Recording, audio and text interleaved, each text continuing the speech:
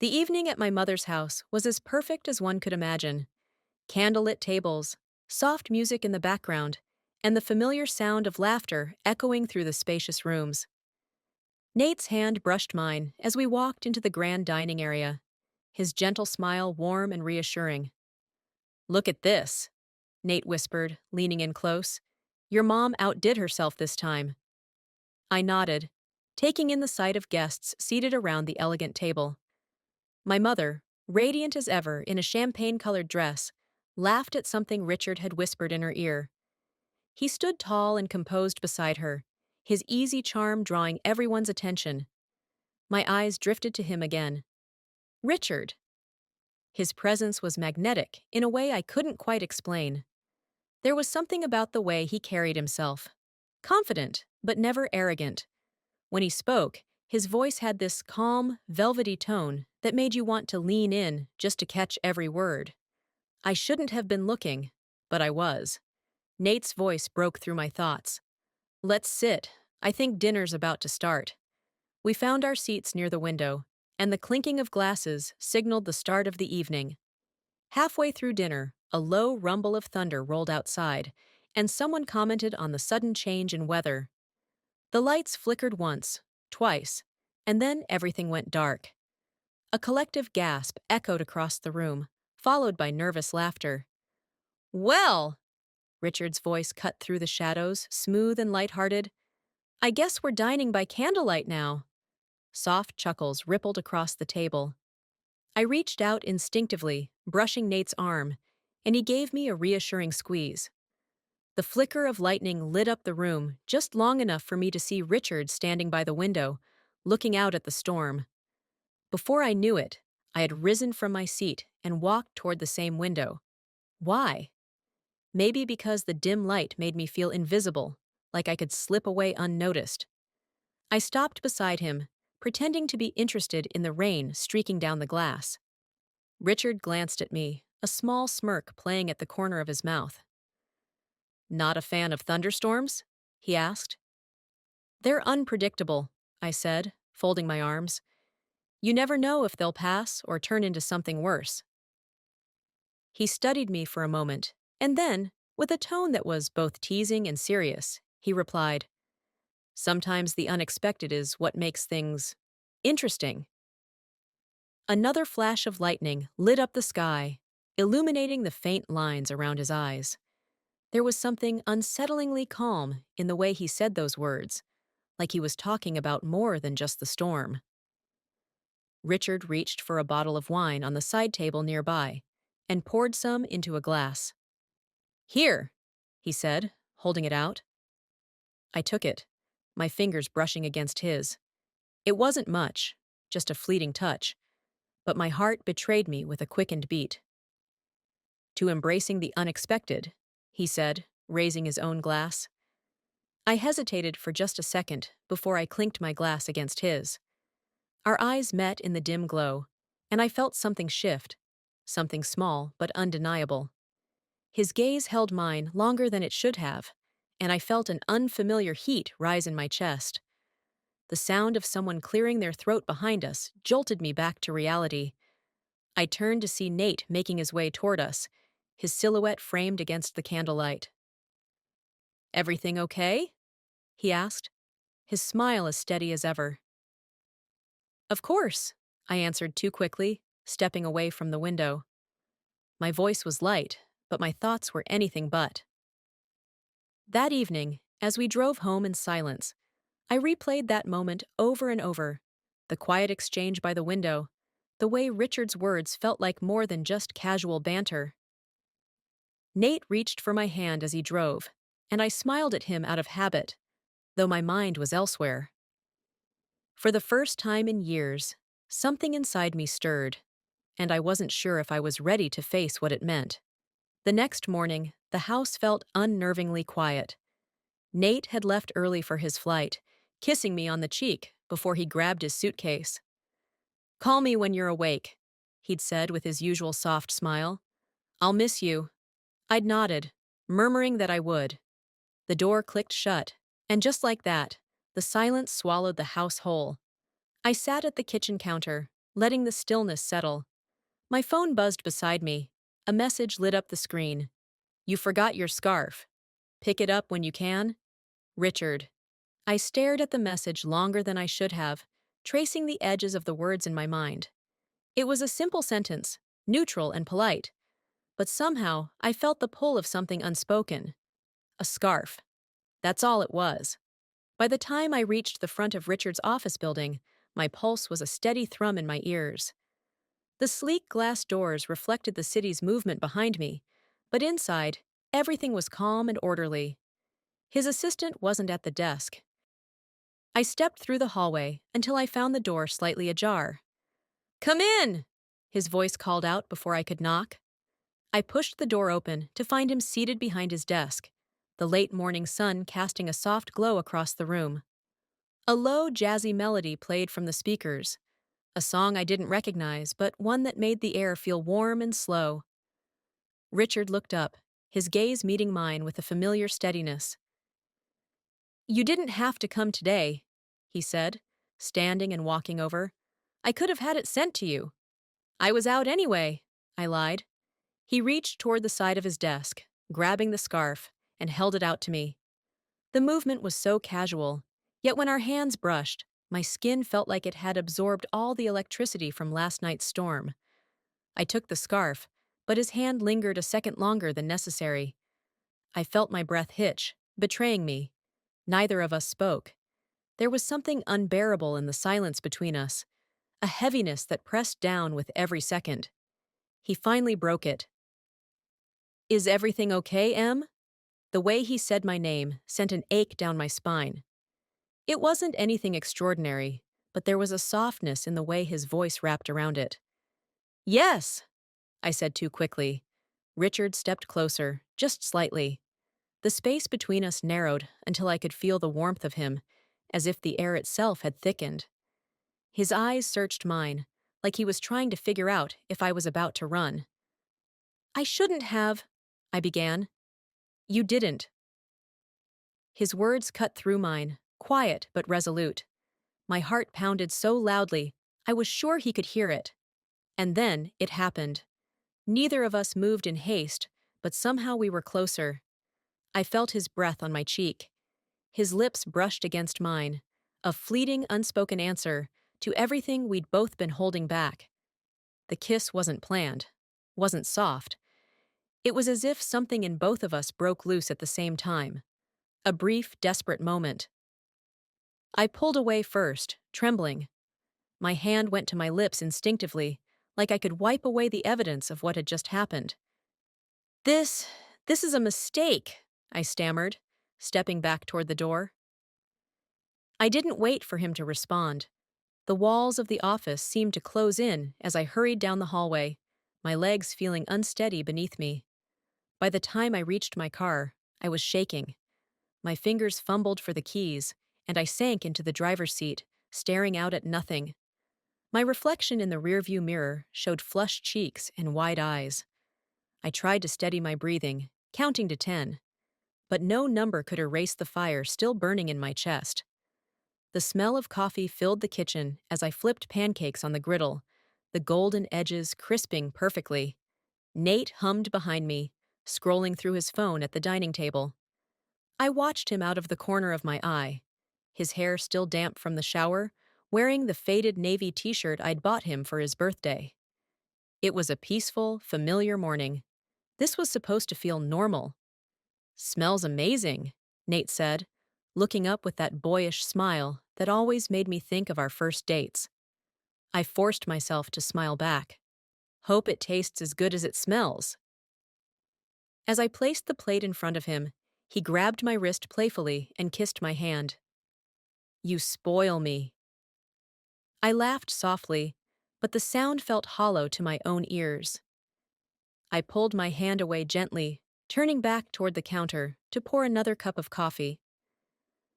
My mind betrayed me with flashes from the office, the brush of Richard's lips, the way his touch sent fire through my veins. My chest tightened, and I gripped the coffee pot a little too hard, afraid Nate would notice the shift in my breathing. Everything okay? Nate's voice was calm, A little curious, I turned with a practiced ease. Of course, just tired. He nodded, oblivious to the storm brewing inside me. I sat across from him and watched as he ate, each bite a reminder of how much he loved our simple, steady life. I should have found comfort in that, but instead, all I could feel was the ache of something missing, something wild, something unplanned. I wasn't sure if it was selfishness or desperation, but the weight of it pressed against my ribs. A week later, the summer sun was relentless as Nate and I joined a group of friends and family at the park for a weekend picnic. Kids chased each other across the grass with balloons, and someone had set up a small portable speaker, playing soft acoustic music. The scene should have felt idyllic, but the second I saw Richard by the grill, my pulse skipped. He was laughing with one of the uncles, flipping burgers with an ease that didn't belong to a man who'd just shared an illicit kiss days earlier. He looked relaxed, unbothered. I, on the other hand, felt every nerve in my body tighten. I wasn't ready to face him, not when everything still felt too raw. Nate nudged me gently. You okay? I forced a nod. Just thirsty. I'll grab some lemonade.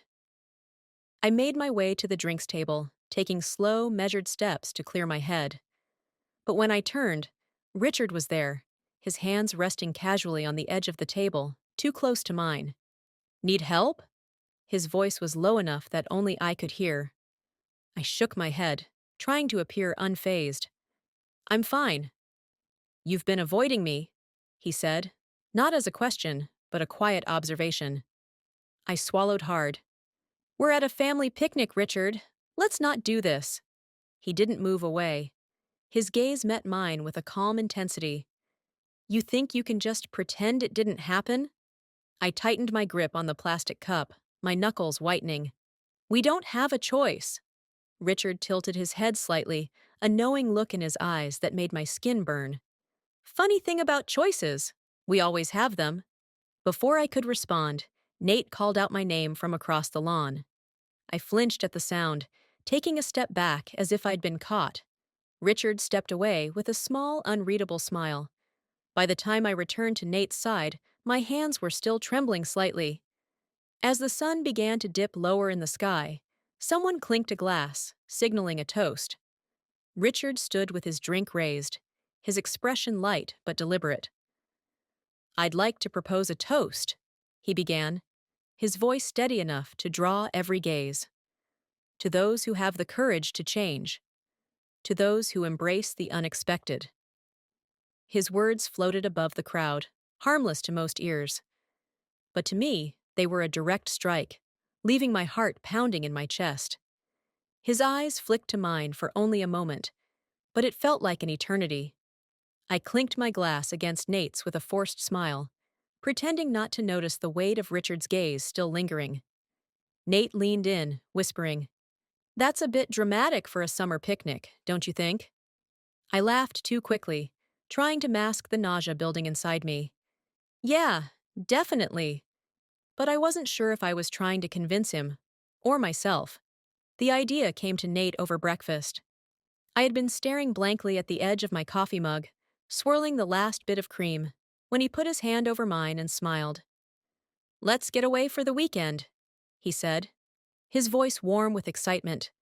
Just you and me. No phones, no work, no distractions. I blinked, startled by the spontaneity. Where would we go? I asked, though a small part of me already felt the flicker of guilt. Somewhere quiet, maybe by the lake. We used to love that. He was already scrolling through his phone, looking for places to book. A part of me wanted to say no. I felt like a rubber band stretched too thin, ready to snap under the weight of secrets. But Nate's hopeful expression, the way his eyes softened as he watched me, made it impossible to refuse. Okay, I agreed, forcing a smile. Let's do it. His face lit up, and for the first time in days, he kissed me with that carefree affection I'd once found so comforting. I kissed him back, hoping it would reignite something in me, but it felt like holding my breath underwater, artificial, desperate. We left early Saturday morning, Nate's playlist humming through the speakers as we drove along winding roads. The lake house was small but charming, nestled between tall pines and overlooking the still, glass-like water. Nate unpacked our bags while I walked out onto the deck, closing my eyes as the breeze brushed against my skin. It was beautiful, serene in a way that felt almost medicinal. Maybe this really could work. Maybe I could silence everything that had haunted me. Later, Nate suggested a hike along one of the nearby trails. Fresh air, sunshine. It's exactly what we need, he said, taking my hand as we started up the path. He made an effort to keep the mood light, pointing out wildflowers and telling stories from our early days together. Remember when you twisted your ankle on our first hike, and I had to carry you halfway down the trail? He laughed. I smiled. You carried me for all of 10 minutes before you gave up and called for backup. Hey, 10 minutes is a long time to carry someone, he joked, flexing his arms in mock triumph. I laughed, but it felt distant, like watching someone else's memory unfold. Nate was trying so hard to make me laugh, to remind me who we were. But I could feel the wall between us, invisible but solid. We stopped by a small clearing where the sun broke through the trees, and Nate pulled me close, brushing a lock of hair behind my ear. You're so quiet today, he murmured, searching my face. Talk to me. I opened my mouth to speak, but the words caught in my throat. Instead, I leaned in and kissed him, trying to fill the silence with affection. His arms tightened around me, and for a brief second, I almost believed I could lose myself in this. But as his hand slid gently along my back, my mind drifted to a different touch. The way Richard's fingers had brushed against mine, unplanned but deliberate, sparking something wild and unrestrained. I pulled away too soon. Nate looked confused, but he didn't press me. Come on, he said, taking my hand again. Let's head back before it gets dark. That night, we sat by the fire pit outside, wrapped in a shared blanket. Nate poured us each a glass of wine and stared at the flames, his face calm in the flickering light. This is nice, he said, his voice low and steady. I nodded, sipping my wine. It really is. He shifted closer, brushing his lips against my shoulder. His gestures were so familiar, so tender, but instead of feeling safe, I felt distant, like I was watching from the other side of a glass wall. When he kissed me, I kissed him back, but I noticed things I shouldn't have. How his touch didn't ignite the same fire. How his cologne didn't linger in my mind the way Richard's did. Nate pulled back just enough to look at me. I love you, he whispered. My chest tightened. I wanted to say it back without hesitation, the way I always had.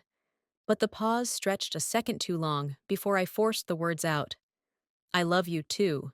He smiled and leaned in again, unaware of the cracks forming beneath my quiet agreement. That night, as he drifted off to sleep, his arm draped over me, I stared at the wooden beams above us. I knew that Nate loved me completely, wholly, without any doubt. He deserved someone who loved him the same way in return.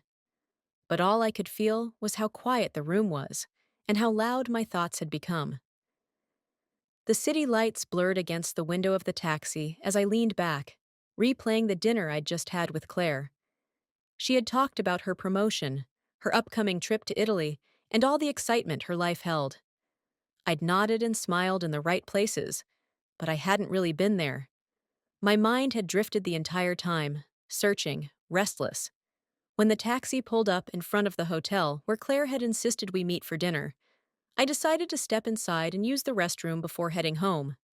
The lobby was bustling, people checking in, business travelers pacing with phones pressed to their ears, a soft hum of life. I kept my gaze low, weaving through the crowd until I reached the marble foyer. And then I saw him. Richard was standing by the reception desk, his tie loosened, fingers absent-mindedly drumming against the counter as he waited for the attendant. For a split second, I thought I'd imagined him. The last time I saw him felt too surreal to fit into the same space as this busy, fluorescent-lit lobby. But it was him. He turned, as if sensing my presence, and our eyes locked. Neither of us moved. "M," he said finally, his voice cutting through the noise around us like a low hum. My throat went dry. I managed a stiff nod. "Richard." His eyes searched mine, and something unreadable flickered across his face. Recognition, maybe regret, but mostly that same quiet intensity that had made me restless for days. "What are you doing here?" he asked, stepping closer. "Dinner with a friend," I replied, gesturing vaguely behind me. "You?" "Meeting," he said with a small shrug. His gaze lingered a second too long, and I felt heat rising in my chest. The conversation stalled. There wasn't anything normal left to say. I turned toward the elevator bank, needing an escape, and pressed the button.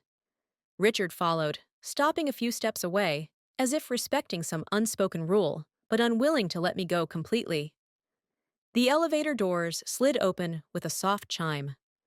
I stepped inside. Before the doors could close, he stepped in too. The space shrank around us instantly. I pressed the button for the lobby level, even though I didn't need to. Just something to do with my hands. The doors sealed shut, leaving us in silence. I could feel him behind me, the familiar scent of his cologne, the warmth of his presence. The numbers on the display ticked upward, but the air felt impossibly still. Richard exhaled slowly. "Why are we pretending this isn't happening?" he said, his voice quiet but resolute. I turned my head slightly, just enough to see the corner of his face. "You know why?" I whispered. "No," he said, stepping closer. "I don't." I could hear my own heartbeat, loud and unrelenting. The elevator slowed as it approached the next floor, but it felt like time had ground to a halt. "We keep running," he murmured, his breath warm against my ear. "But what's the point? We're only delaying the inevitable." I swallowed hard, every part of me fighting what I already knew was true. The elevator dinged softly as it reached another floor, but no one was waiting outside. The doors slid shut again. I turned without thinking. His face was inches from mine, his expression caught somewhere between defiance and need. And then the space between us was gone. His lips met mine with a force that made my breath catch. There was no hesitation this time, no second guessing, no pulling away. His hands found my waist, and I felt myself melt into him, every ounce of resistance crumbling. The world outside dissolved. The sounds of the city, the hum of the elevator, it all disappeared. There was only the warmth of his touch, the steady rhythm of his heartbeat pressed against mine. The elevator slowed again, and the doors slid open to reveal an empty hallway. We didn't move. Richard's forehead rested lightly against mine, his breathing slow and steady, as if grounding us both.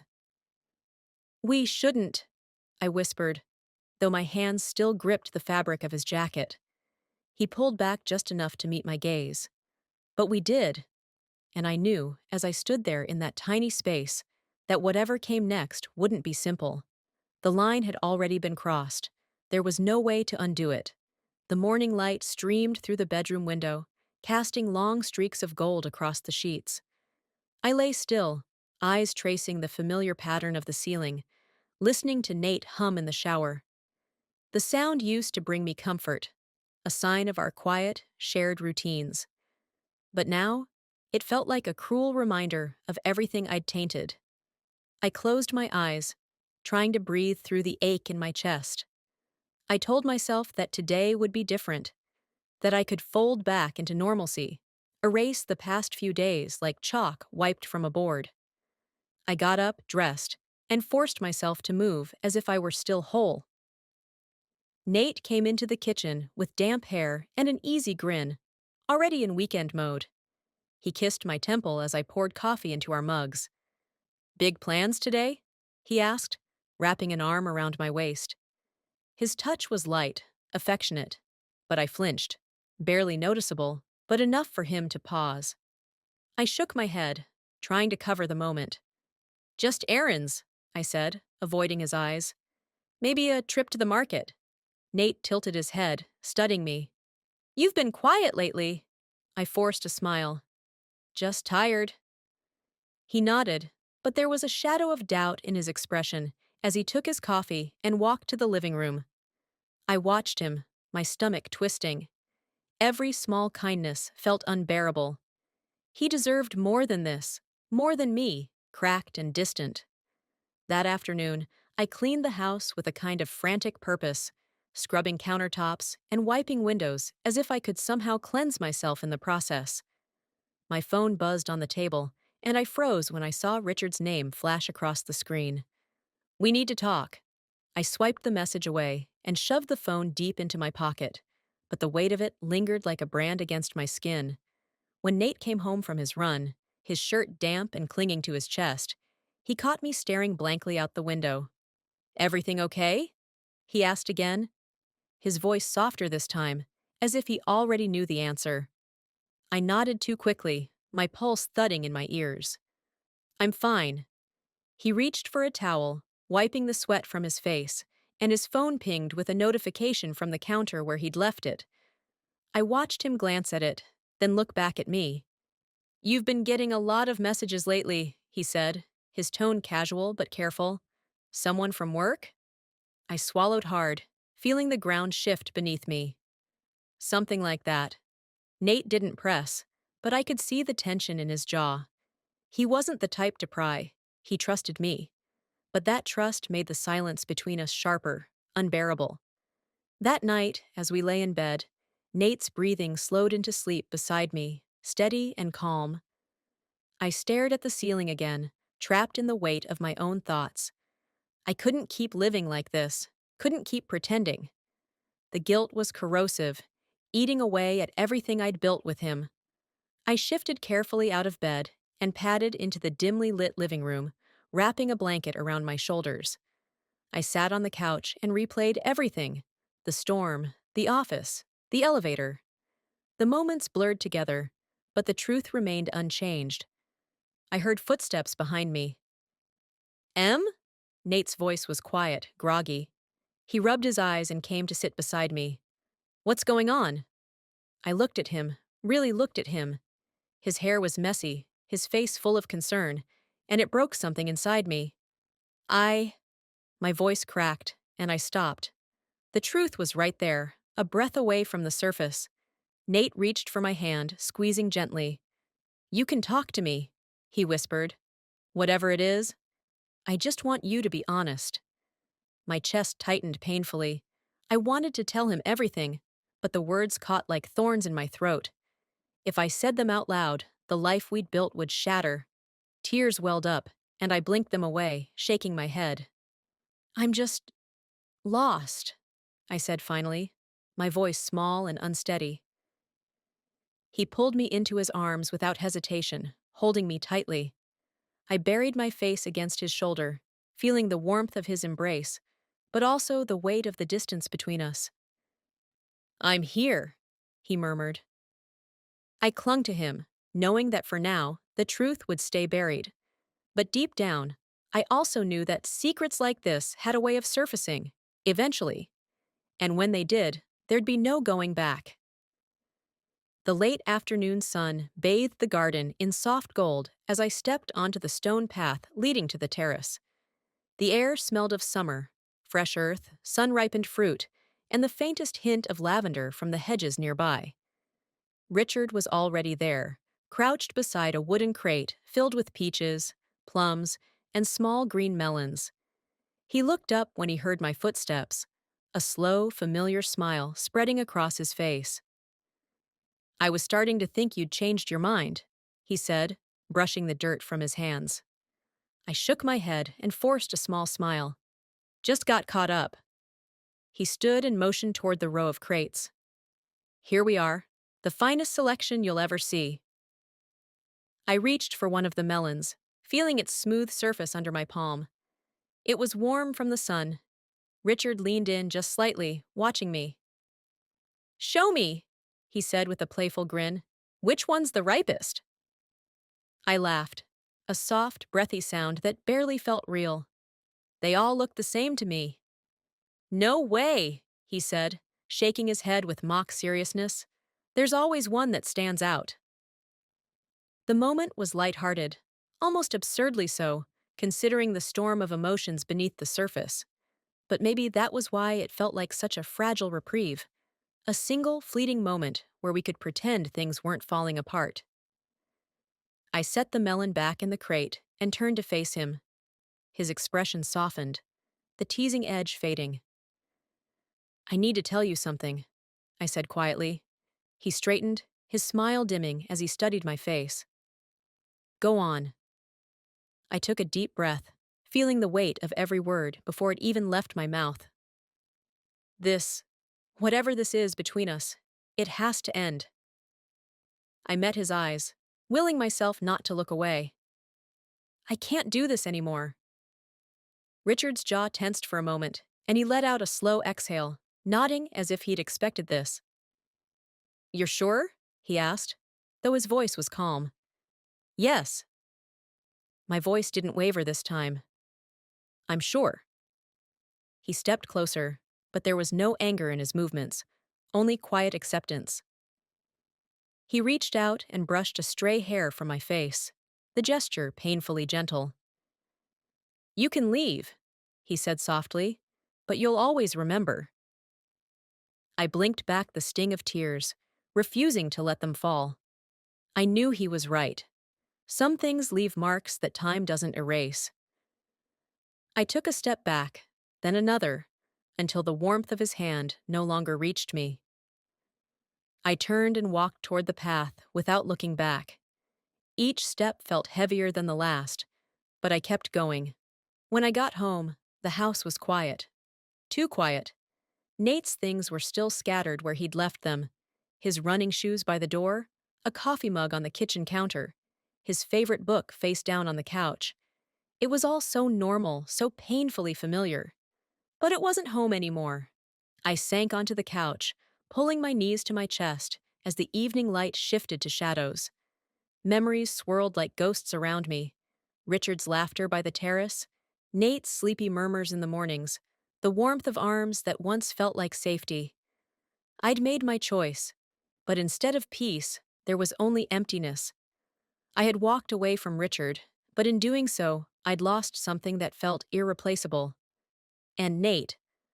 I'd been losing him long before he even knew there was anything to lose.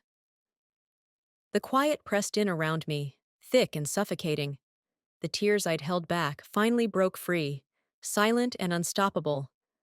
I wanted to believe that endings led to new beginnings, but as I sat there in the dim light of the empty room, I wasn't sure if I'd found freedom or just the loneliest version of myself.